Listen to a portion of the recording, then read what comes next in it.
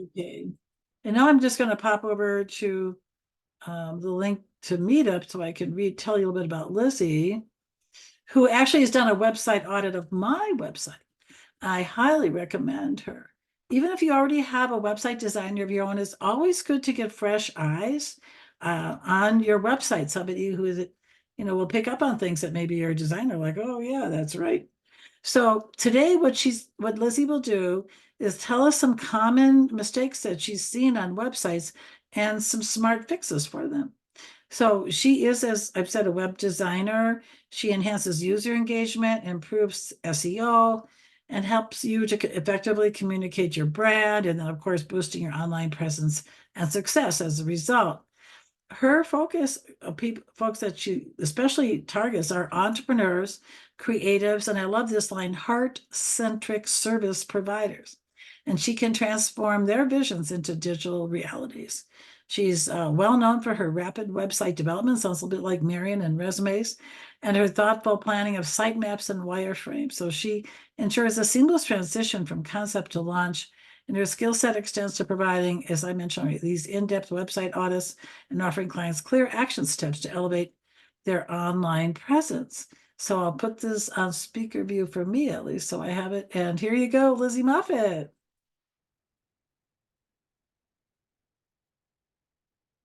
You're on mute, so go, yeah, make sure you're off mute.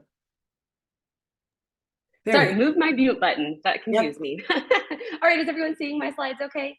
Yeah. Awesome. All right, so thank you again, Joyce. Anyone that I have met through Joyce has just been such a quality people. I've met some really great friends through her, and I'm really grateful for your friendship and mentoring. Yes. I'm also thrilled that we've got two other SEO specialists in the realm because SEO is such a giant topic that I'm glad to have other people we can bounce questions off also.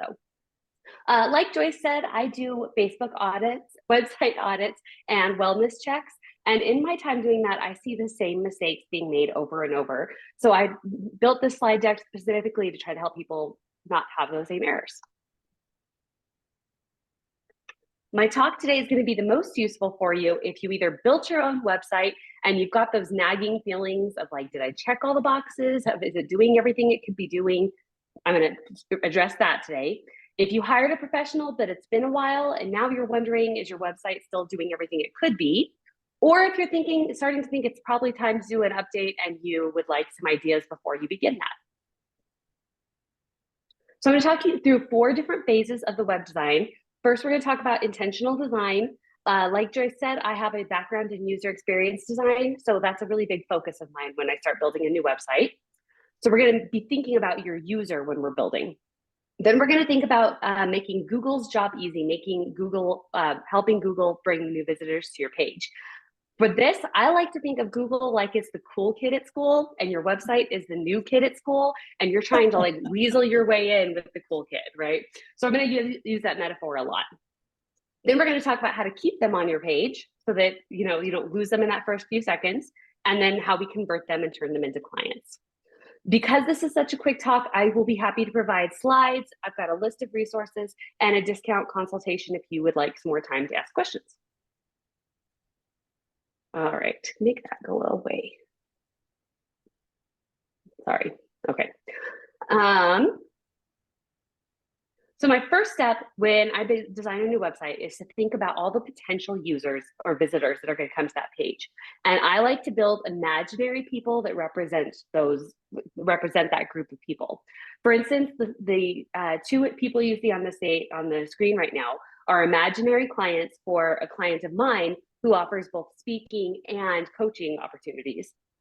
So while we designed her website, we had both of these clients in mind, and we would talk through it like, okay, do you think Emily is going to see this button? Or do you think that Sarah would feel compelled to click on this page? And it really helped us lead through the whole experience that the user is going to go through on the website. So I highly recommend you take a moment, if you haven't done this before, and build out imaginary personas to represent your clients, because it really helps you to imagine what they're going to do as they go through your website and kind of keep that perspective in mind. Next, I think a lot, especially of homemade websites, buy a template and just start plugging their stuff in, or buy a template and then just start adding to it. and never really take the time to stop. I'm seeing head nods. Thank you. Yes. And not take the time to actually be intentional about what pages they want and where they want things and what sections should be on the page. So again, if you are thinking it's time to revamp your website or getting ready to build a new one, I highly suggest you either use technology or just post-it notes and actually build out your website and move things around and sit with it a little while and really think that through.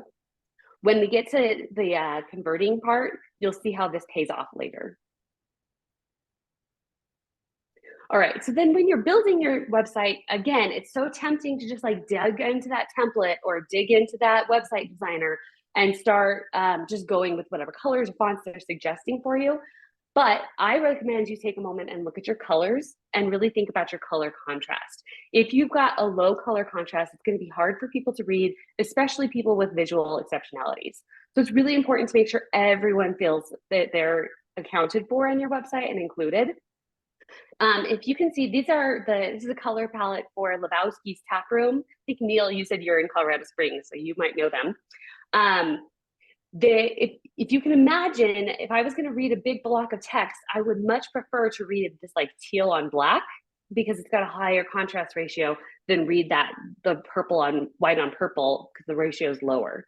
So taking a few moments to really think about your colors, think about the contrast, and plan ahead how you're going to use them will help you on your website and later when you're making social media posts and all of that too. I also think a lot of people just pick whatever fonts pop in, but I think being intentional about what do I want for my header ones and making it consistently say the same font and the same font size and really thinking about that in advance. Same thing for your subheadings and your body text, really thinking about those fonts before you get in and start building. And then a final polishing piece is thinking in advance about like, do I want my corners to be consistently a square 90-degree edge, or do I love the rounded look? Planning that in advance instead of just case by case as you put in a new photo. I really appreciate all the head nods I'm seeing, Lori. Thank you. We clearly have similar experiences.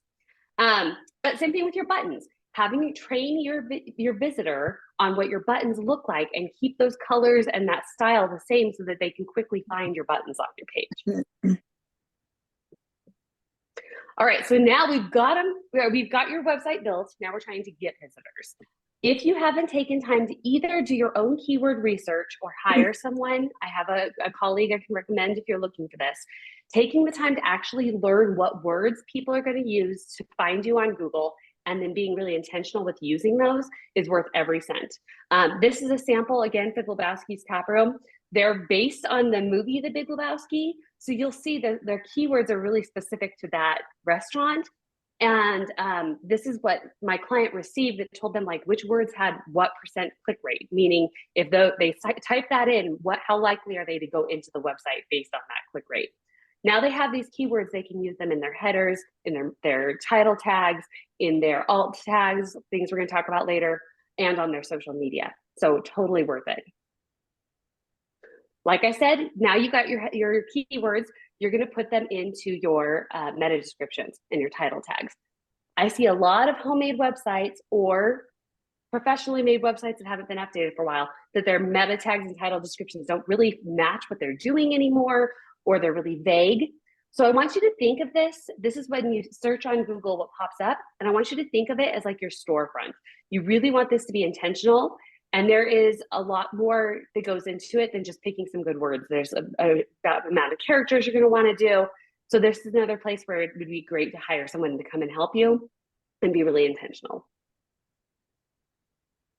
All right, alt tags get skipped all the time and you're missing so many benefits. So first of all, the main point of alt tags is that if somebody with a visual exceptionality is using a screen reader to understand your website, the screen reader would tell them, you know, if you saw this picture, you would see the dog with brown ears and they would explain it to them. So again, you're helping make sure all of your potential clients and customers feel welcome on your page. In addition, you can put keywords in there. And the reason that's helpful is if somebody does a Google image search, they might find your business when they're looking for an image. For example, the tap room I was talking about hosts a bingo night. And when I did a search for bingo Colorado Springs, there was an image of their event that would link you right back to their tap room. So really use your alt tags, A, to make sure everyone's included, and B, to get more people to your website, and C, it's, you know, that cool kid at school, if you wanted to get part of their club, you got to play by their games. This is one of Google's rules, that if you're not playing it, they're not going to include you the same way. All right, and headers. When you're building your own website, it's really, Wix and Squarespace both make it look like you're just picking an aesthetic choice. Do I like how this font looks and this size, or do I like how this one looks? That is not the case. What's actually happening is you're giving Google an outline of your website. So if you've like skipped over a heading 1 because it didn't look good on your page, Google doesn't understand what's going on your page. So just like when you were in elementary school and you learned how to do the correct outline format, and there's like rules of how you do it, the same is true with your headers, and they're worth taking the time to explain them so that Google understands your page. Again, the better it understands you, the more likely it is to refer you. If this is a place I'd love to help if you know that your headers aren't correct, but you have a hard time finding those settings. I personally think some of the platforms hide some of these settings because they want you to hire them. So yeah, I think they're a little sneaky with them. All right, they're finally on your page. How do we keep them there? I hope that you already know this, but mobile responsiveness is huge, important. 60% of people that are going to your website are doing it from a cell phone or a tablet. So the irony is we all build our websites on a desktop, we make it look good on a desktop, and then we forget to check and see how 60% of people are actually going to be viewing it. For example, I had a client I was working with a couple months ago who didn't have any mobile responsiveness plan for her website. And when you clicked on it on a cell phone, it literally just showed it in the top 1/3 of the cell phone. And you had to just keep pinching and zooming to even be able to click on anything. So if your site is not mobile responsive, you're really missing out. Personal pet peeves is the pop-ups. I find a lot of homemade websites or outdated have 1, if not 2 pop-ups, and they very frequently pop up before you even had a chance to establish if you're at the website you wanted to go to. So before I even got to like see the logo or the name to know I was where I wanted to be, there's a pop-up interrupting me. You got to think about people who are coming to your website. Like you have a lot of competition for them to just move on and go elsewhere.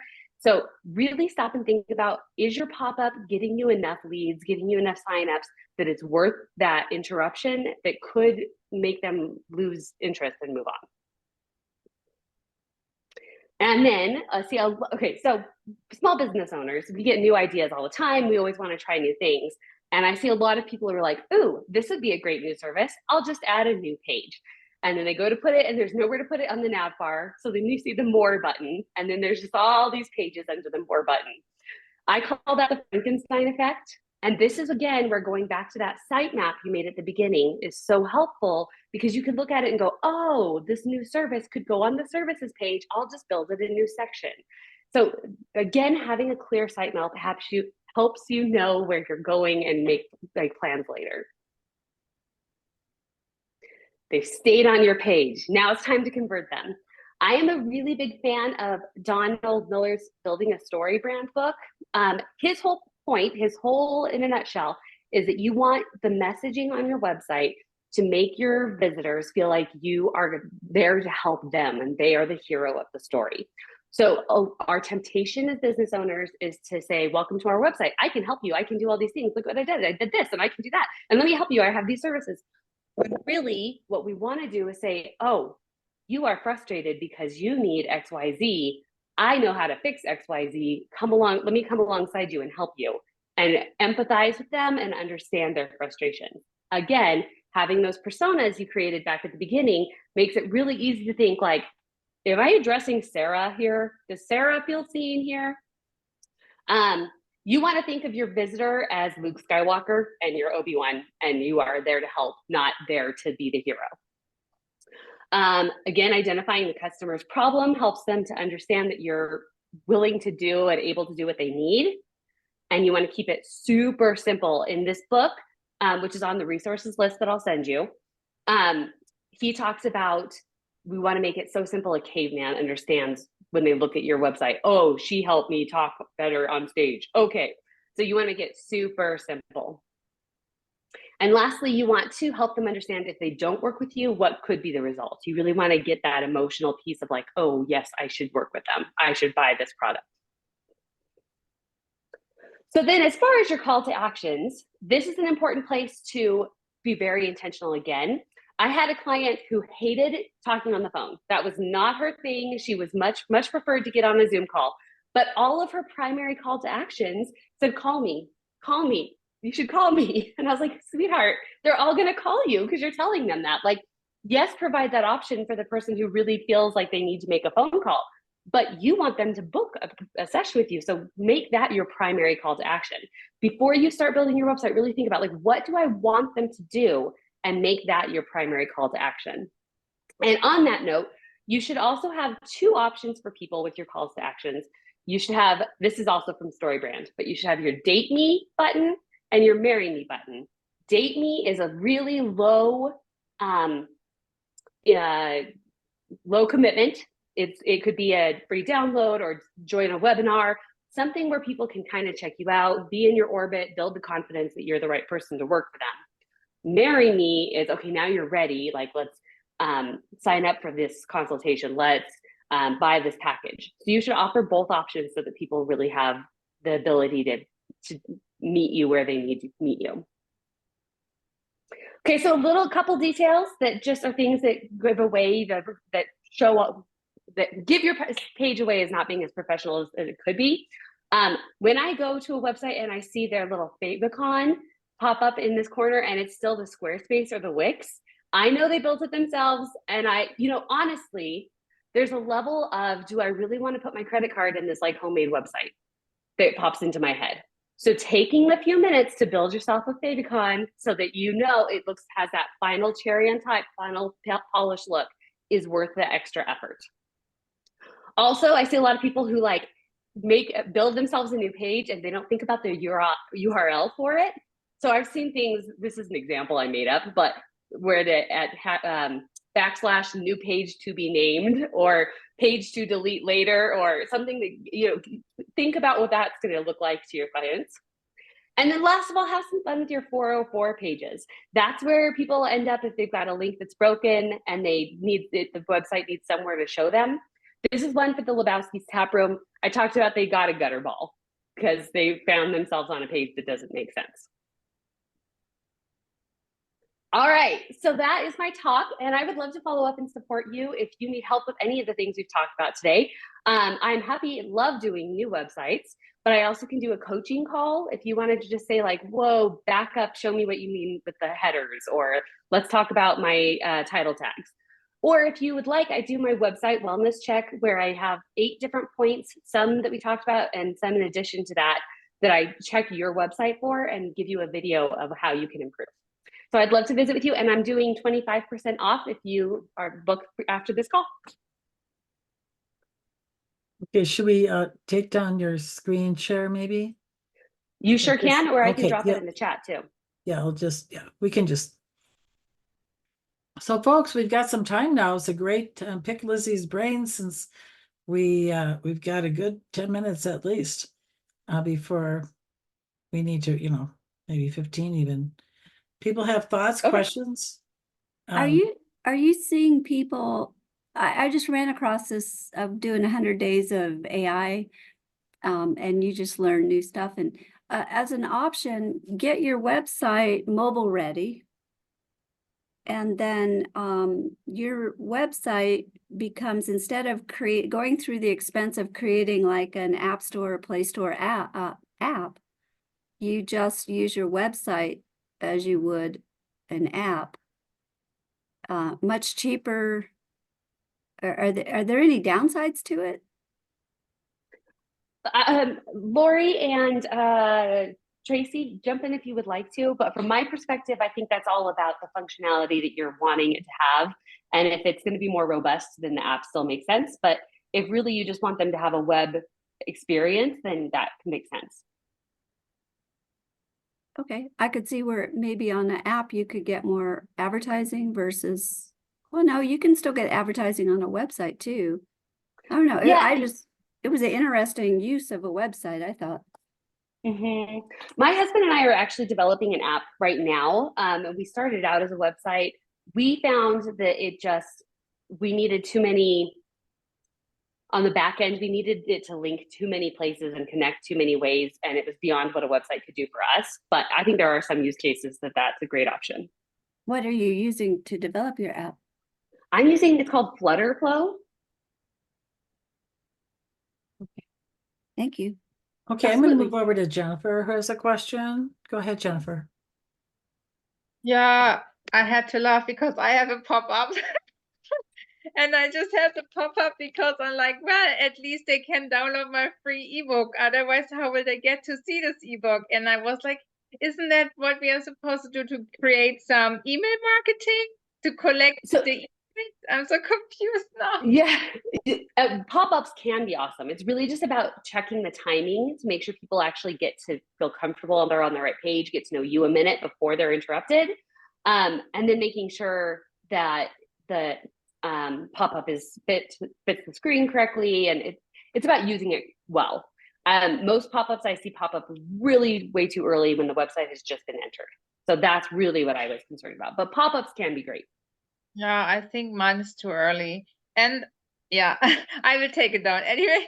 And I was just wondering, what is your opinion about videos, like where you introduce yourself or your services? Would you think that's still a good thing to do at the first page? Because I know the first page is the most important thing. That's what's the viewer seeing, right? So because I have a video on the first page of myself where I just tell about my clinical counseling and my approaches.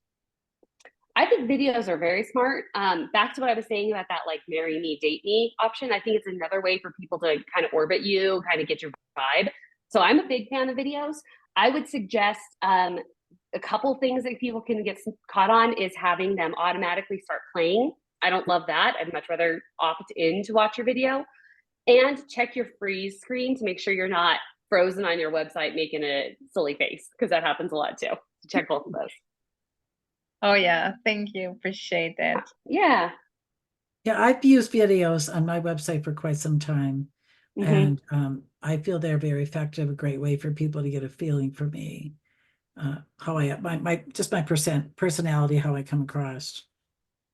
Well, just when you're communicating, thinking about if you're looking at a picture of someone or you're engaging with someone, when you're hearing their voice, how they talk, you almost feel like you're getting to know them. And that's really the key of the whole website, is starting a relationship. So I think videos are absolutely very important.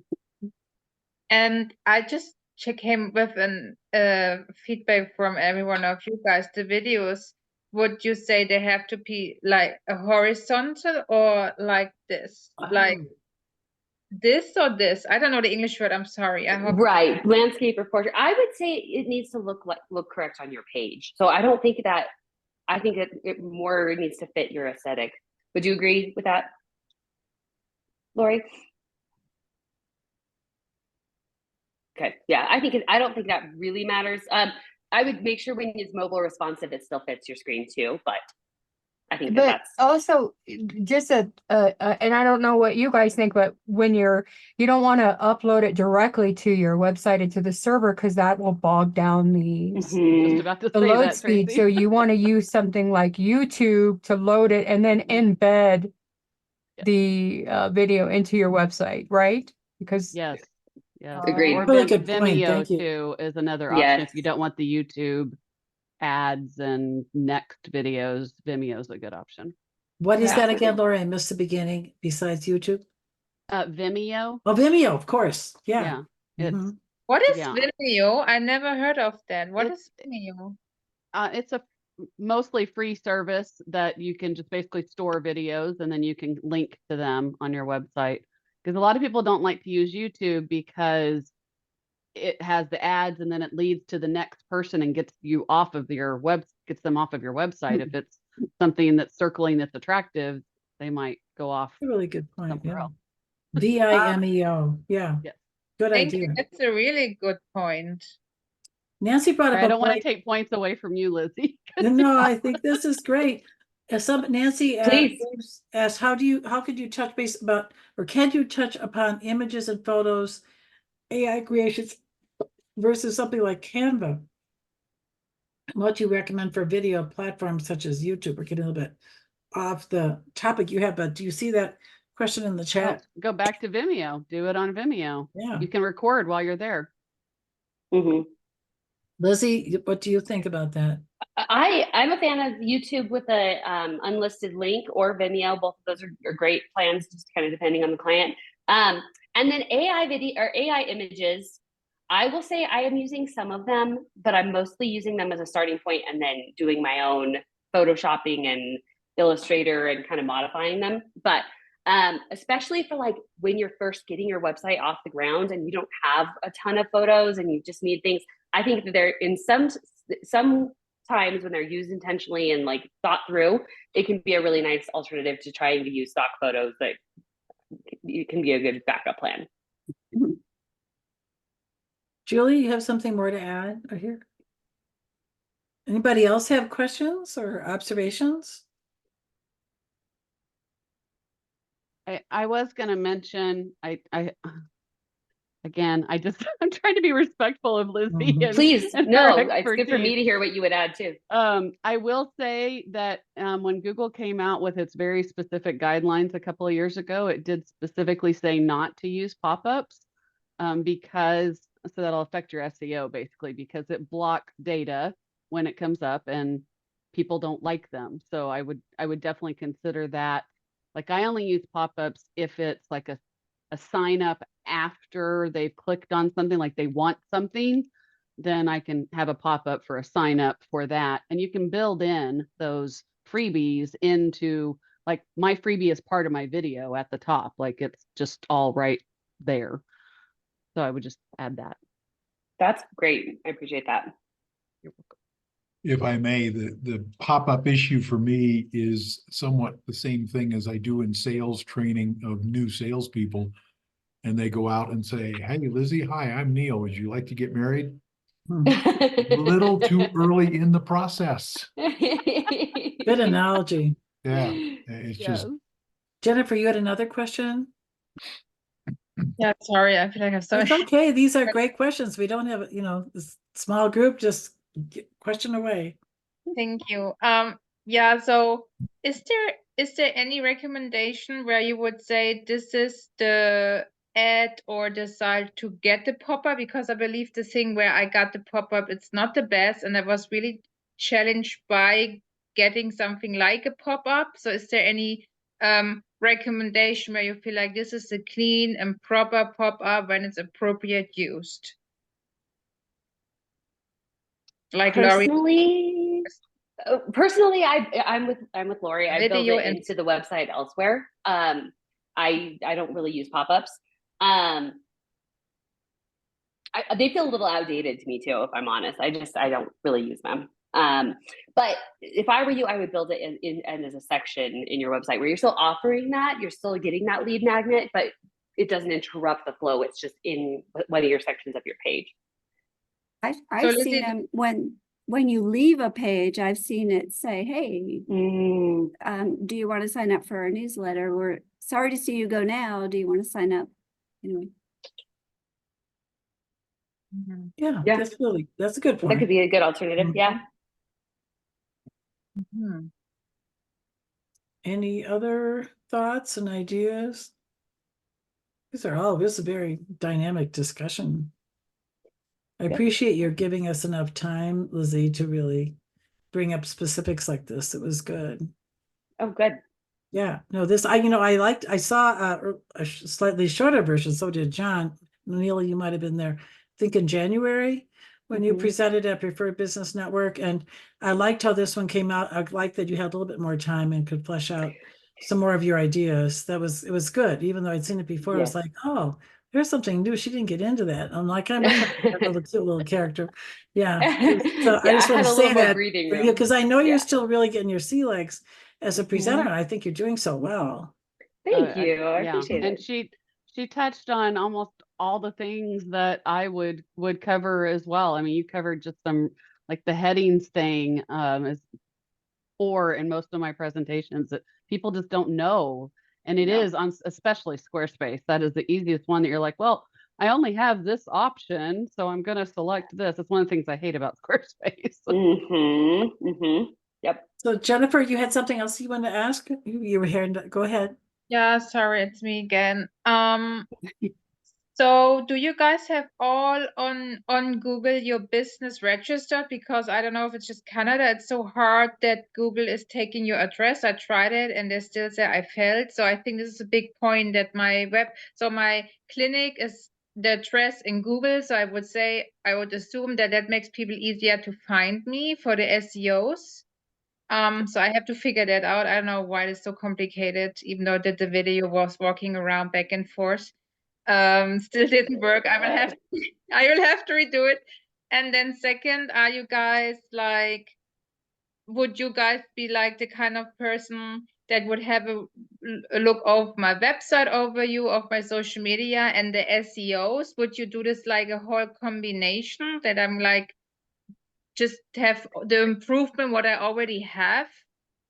I would love to show you what I already build into my website wellness checks to see if that covers most of what you're hoping. And then we could do some a la carte add-ons if there was more that it didn't cover. So absolutely. And then as far as the Google business profile, that's another place of like playing the game so that they like you and they want you to be part of it. Google sees that as their own social media platform. So if you're not playing ball with them there, it's going to hurt your SEO too. I know what you mean about the address. I had to do the video multiple times too, but eventually they took it and everything's been smooth ever since.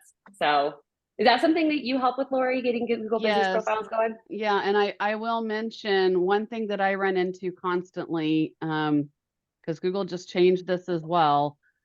They really want Google Business Profile to be a local only tool. So when you're putting in your area that you cover, you want to make sure you're only putting in areas within 2 hours of your base. If you put the whole United States or the whole of Canada and the United States, they will likely reject it. And the other thing is I see a lot of people do work from home.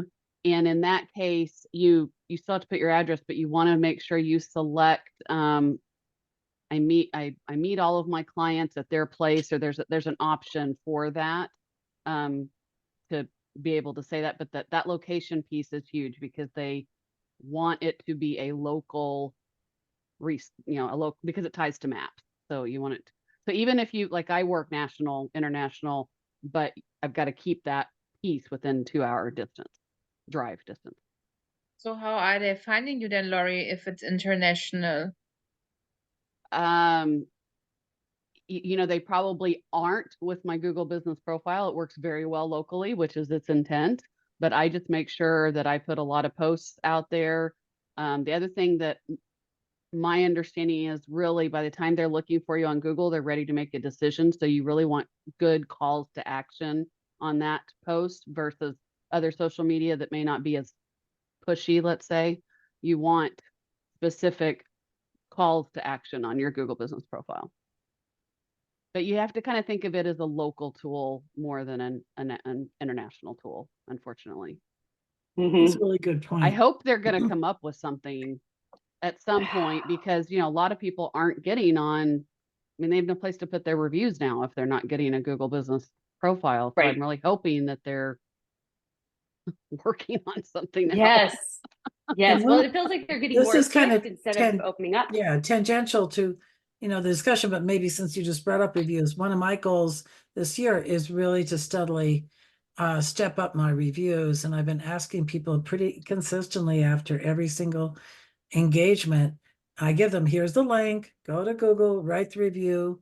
So since January, when I had 44 Google reviews, now I have like 57, 58.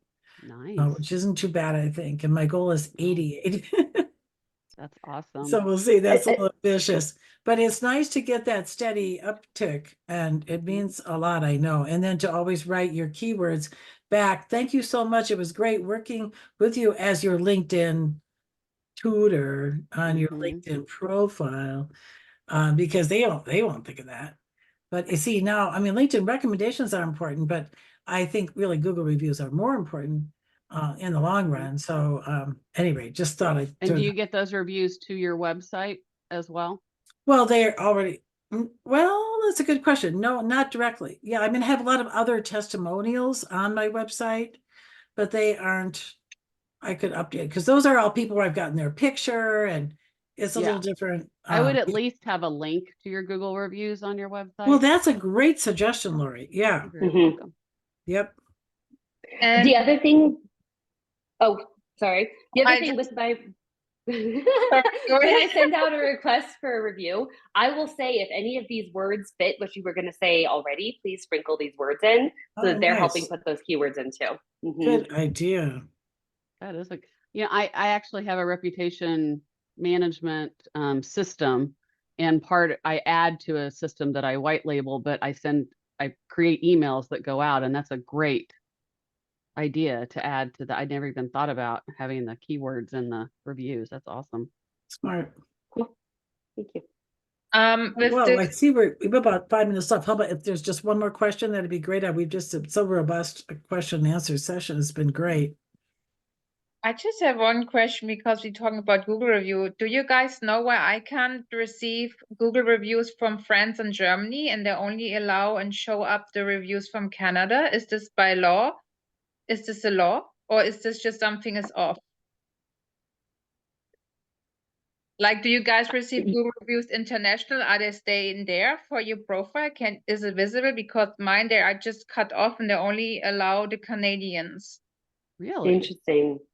Yeah, I don't have any experience with that, so that's a new one for me. Yeah, I've Let not me, heard that. yeah, I have someone I can ask though that's a partner, Google partner. Yeah, that good would question. be because this is so off. I had so much reviews and they didn't show up, and they only show up the ones who are from Canada. That is so That weird. seems quite unfair. Yeah. Yeah, I feel like very Mhm. unfair, especially they took the time to do such a great reviews and they don't even show up. It's just the short Canadian ones. Yeah, that seems like something we want to get a follow-up on. Yeah. Everybody's been putting their info into the chat, so that'll help. I did want to before, because some people started to drop off too already, which is fine. We have a speaker next month on Instagram, which I've not done in quite some time. And so, here's a little trick. I went into LinkedIn and I typed in just the word Instagram, is all I typed in. And I got something like 428 people. And Mona came up first, the very first. She got such a kick out of that. Wow. She doesn't spend that much time on LinkedIn. And so just to tell you a tiny bit about her, Mona Giordano is a social media 101 coach, and her title of her presentation is Insta 101, Your Passport to Instagram Success. And Mona, who is a 60-something wife, mother, and grandmother, says here in her little write-up, she's been a successful entrepreneur for more than 37 years. And this is my favorite part. She specializes in helping non-techie entrepreneurs who didn't grow up with a device in their hands to get over the frustration and overwhelm of social media and digital marketing. So, and there's more, you can read about it on the meetup group. She is, in a sense, a compete to me, but she focused so much more, of course, on Instagram and Facebook. And I'm so LinkedIn centric, where, like she's like my younger sister or something, literally and figuratively. So you'll like Mona. She's great. I've spoken at her. She has a weekly group. She's in Florida, and I'm trying to think where she's located. I'll find that at some point. But anyway, please come to see her next month. And if you know of other people that speak in the social media or adjacent topics, I'm always open to people to be speakers here. And yeah, so other people have some stuff coming up. Lizzy, why don't you tell us about your brand new group? It's so exciting. You read my mind. Thank you so much. So I'm a former elementary school teacher, and I have found actually in John's group, I have talked to some other teachers and have realized that we have a lot of the same mindset shifts that we need to make from teacher becoming an entrepreneur. So I'm starting a new group, and I'm super excited that Joyce is going to be one of my first featured presenters. But if you know anyone who's a former teacher, or if you just want another opportunity to network, to sign up for that link, you can go to the same email link website link that I shared with you before. Thank you. Our Anybody first one else? is April 29th.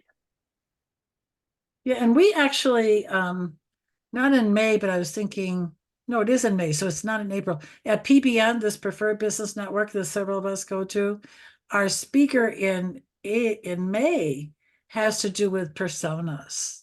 That Mhm. Caroline Stoltzfus, John, right? Yeah. Remember that? She's I think she'll be really interesting. So I'll put the link, or John, why don't you put that in as we're wrapping up?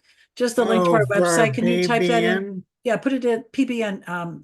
Just put in the overall website for Preferred Business Network. And in June, we have a mother-daughter, and who's they're going to present. They have a music education company in the Colorado Springs, and they've been using AI very successfully. So they're going to do a presentation on AI. And last summer we had a presenter on AI, and we'll probably bring that back. As something we could probably do easily every year. So many's just changed really since a year ago. So that could be, Lizzy, could you repost your link for the new group?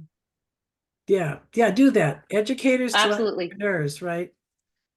I think that's a cool Did you want name. me to share what my thing tomorrow? Oh yeah, Joyce? please. That was it too. Laura, we got another minute. Tell us about tomorrow and your weekly group.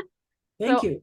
I am a group leader for iNetrepreneur Network, and it's based out of Phoenix, but they're a national networking group, and we meet every Tuesday.